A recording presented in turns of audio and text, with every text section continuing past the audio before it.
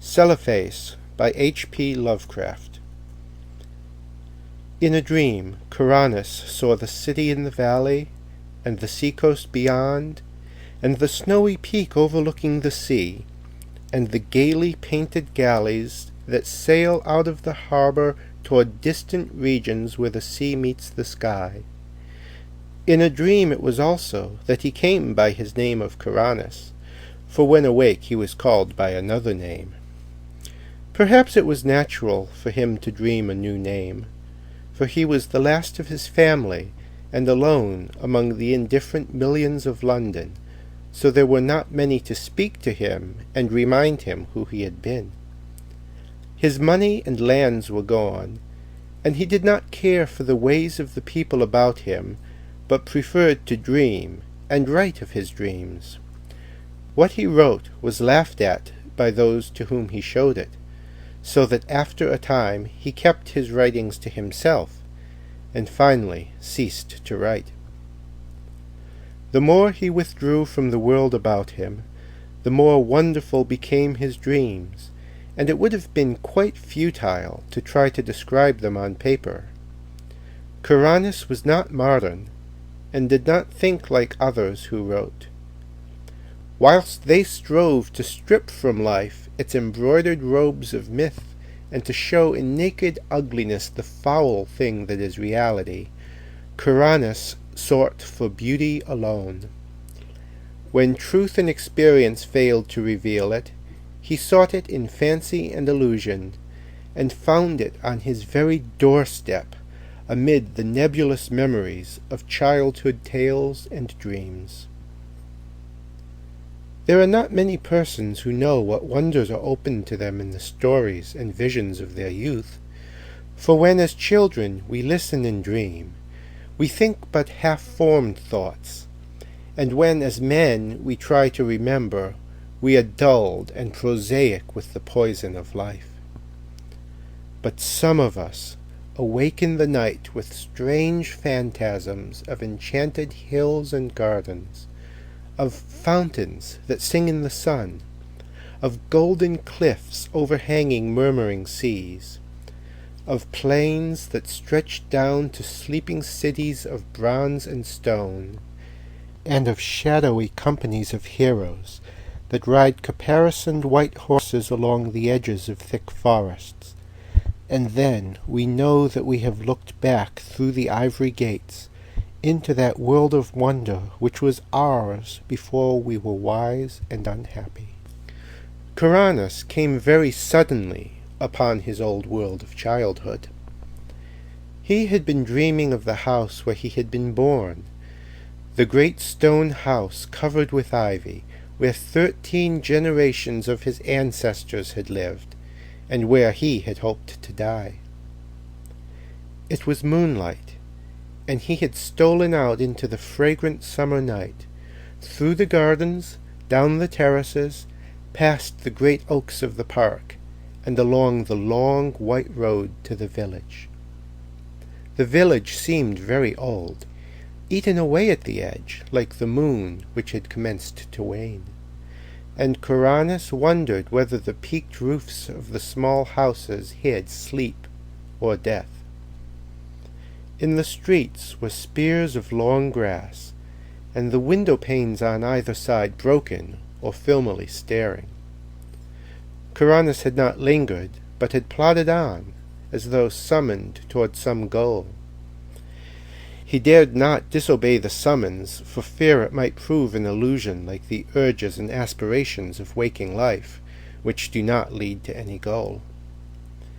Then he had been drawn down a lane that led off from the village street towards the Channel cliffs, and had come to the end of things, to the precipice in the abyss, where all the village and all the world fell abruptly into the unechoing emptiness of infinity, and where even the sky ahead was empty and unlit by the crumbling moon and the peering stars.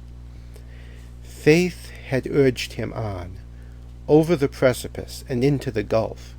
Faith had urged him on, over the precipice and into the gulf, where he had floated down, down, down, past dark, shapeless, undreamed dreams, faintly glowing spheres that may have been partly dreamed dreams, and laughing, winged things that seemed to mock the dreamers of all the worlds.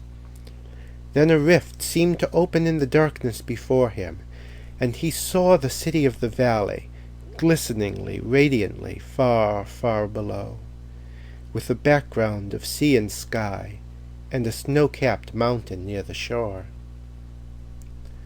Kuranes had awakened the very moment he beheld the city, yet he knew from his brief glance that it was none other than Celephais, in the valley of Uth-Nargai beyond the Tanarian hills, where his spirit had dwelt all the eternity of an hour one summer afternoon very long ago, when he had slipped away from his nurse and let the warm sea breeze lull him to sleep as he watched the clouds from the cliff near the village.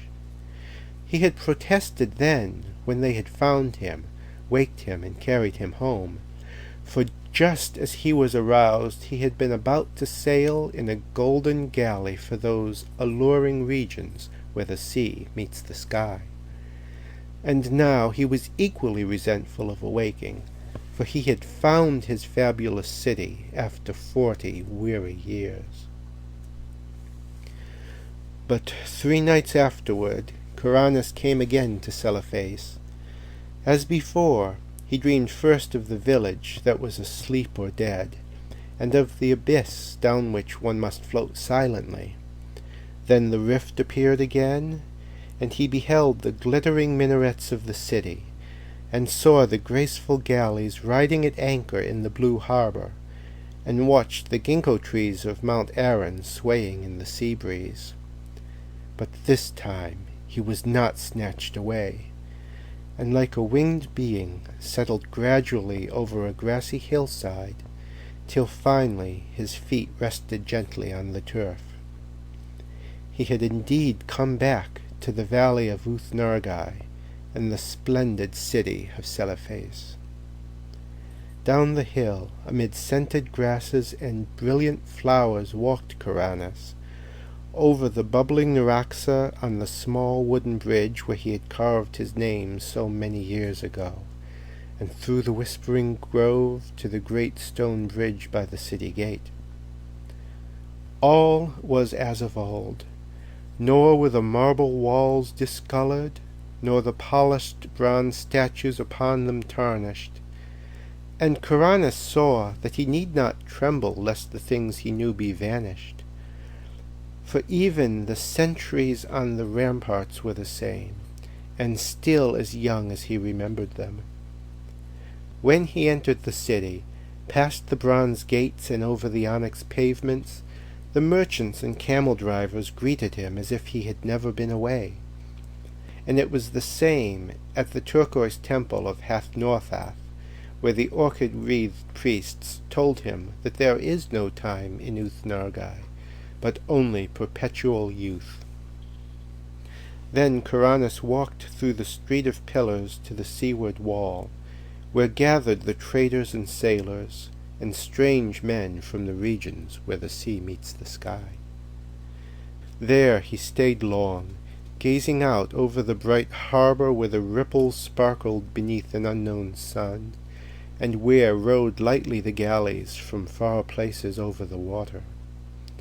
And he gazed also upon Mount Aran, rising regally from the shore, its lower slopes green with swaying trees, and its white summit touching the sky. More than ever Kuranes wished to sail in a galley to the far places of which he had heard so many strange tales, and he sought again the captain who had agreed to carry him so long ago. He found the man, a Thebe, sitting on the same chest of spice he had sat on before, and the Thebe seemed not to realize that any time had passed. Then the two rowed to a galley in the harbor, and giving orders to the oarmen, commenced to sail out into the billowy Serenarian sea that leads to the sky. For several days they glided undulatingly over the water, till finally they came to the horizon where the sea meets the sky. Here the galley paused not at all, but floated easily in the blue of the sky among fleecy clouds tinted with rose. And far beneath the keel, Kuranes could see strange lands and rivers and cities of surpassing beauty, spread indolently in the sunshine, which seemed never to lessen or disappear. At length Athebe told him that their journey was near its end, and that they would soon enter the harbor of Seranian, the pink marble city of the clouds, which is built on that ethereal coast where the west wind flows into the sky. But as the highest of the city's carven towers came into sight, there was a sound somewhere in space, and Kuranes awaked in his London garret. For many months after that, Kuranes sought the marvelous city of Celephais and its sky-bound galleys in vain, and though his dreams carried him to many gorgeous and unheard-of places, no one whom he met could tell him how to find Uth-Nargai beyond the Tanarian hills. One night he went flying over dark mountains where there were faint, lone campfires at great distances apart, and strange, shaggy herds with tinkling bells on the leaders. And in the wildest part of this hilly country, so remote that few men could ever have seen it, he found a hideously ancient wall or causeway of stone, zigzagging along the ridges and valleys, too gigantic ever to have risen by human hands, and of such a length that neither end of it could be seen. Beyond that wall in the grey dawn he came to a land of quaint gardens and cherry trees, and when the sun rose he beheld such beauty of red and white flowers, green foliage and lawns, white paths, diamond brooks, blue lakelets, carven bridges, and red-roofed pagodas, that he for a moment forgot Celephais in sheer delight. But he remembered it again when he walked down a white path toward a red-roofed pagoda, and would have questioned the people of this land about it, had he not found that there were no people there, but only birds and bees and butterflies. On another night, Kuranes walked up a damp stone spiral stairway endlessly, and came to a tower window overlooking a mighty plain and river lit by the full moon. And in the silent city that spread away from the river bank he thought he beheld some feature or arrangement which he had known before. He would have descended and asked the way to Uth-Nargai, had not a fearsome aurora sputtered up from some remote place beyond the horizon, showing the ruin and antiquity of the city, and the stagnation of the reedy river, and the death lying upon that land, as it had lain since King Kynaratholis came home from his conquests to find the vengeance of the gods. So Kuranes sought fruitlessly for the marvelous city of Celephais and its galleys that sailed to Seranian in the sky, meanwhile seeing many wonders, and once barely escaping from the high priest not to be described, which wears a yellow silken mask over its face, and dwells all alone in a prehistoric stone monastery in the cold desert plateau of Leng. In time, he grew so impatient of the bleak intervals of the day that he began buying drugs in order to increase his periods of sleep.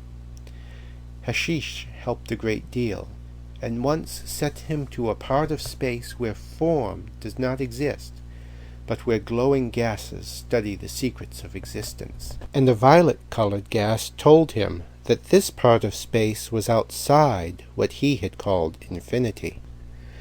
The gas had not heard of planets and organisms before, but identified Kuranes merely as one from the infinity where matter, energy, and gravitation exist.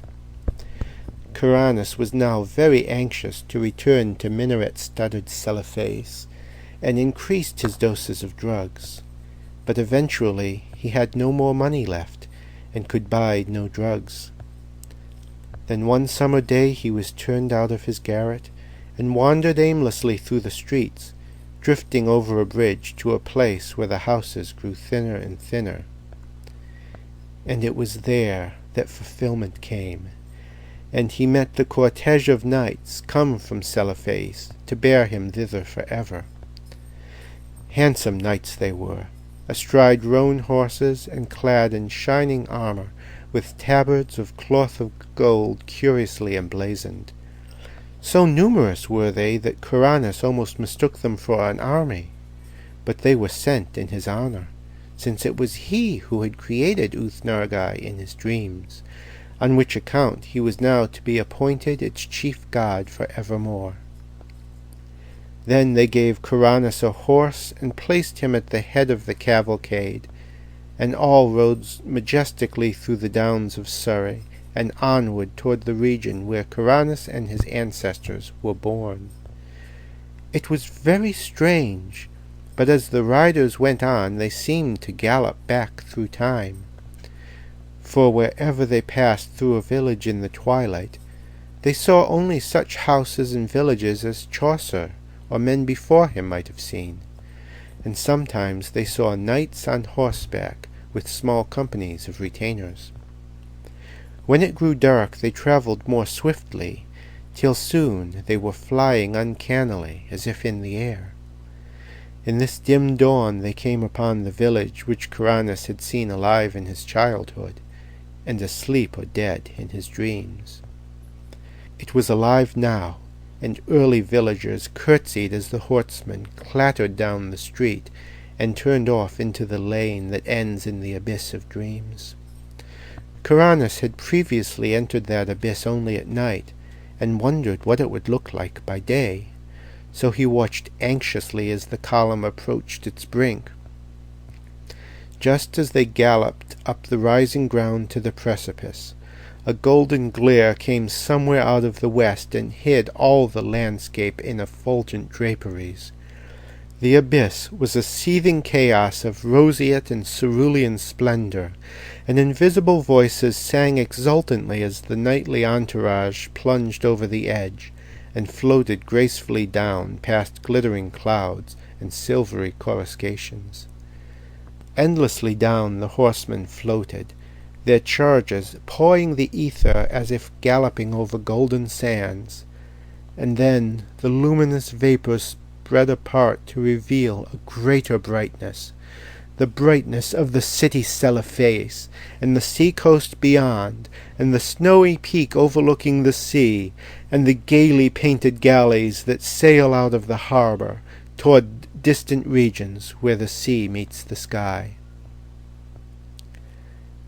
And Coronis reigned thereafter over Uth-Nargai and all the neighboring regions of dream, and held his court alternately in Celephais and in the cloud-fashioned Seranian.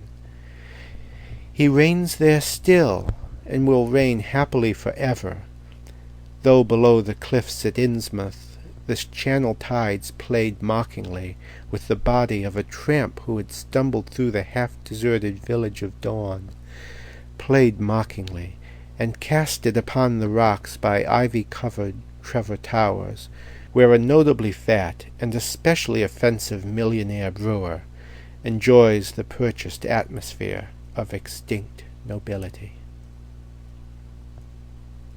End of Celephais. Recording by Garrett Fitzgerald, Brewer, Maine.